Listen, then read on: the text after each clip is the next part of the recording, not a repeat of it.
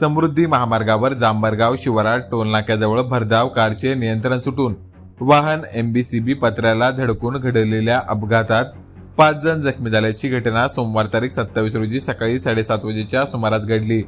मनोज वारंकर वय 45 वर्षे, सुकन्या वारंकर वय 16 वर्षे, दिव्या वारंकर वय 7 वर्षे, अभिषेक वारंकर वय 21 वर्षे, मनोहर वारंकर वय 27 वर्षे अशी अपघातातील जखमींची नावे आहे।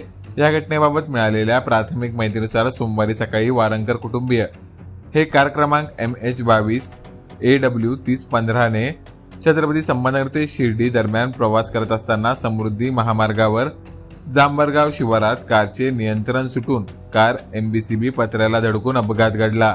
घटनेची माहिती मिळताच महामार्ग पोलीस, वैजापूर पोलीस, महाराष्ट्र सुरक्षा बल, QRV, RPB टीमने मदत कार्य करत जखमींना छत्रपती संभाजीनगर येथील घाटी रुग्णालयात उपचारासाठी दाखल केले।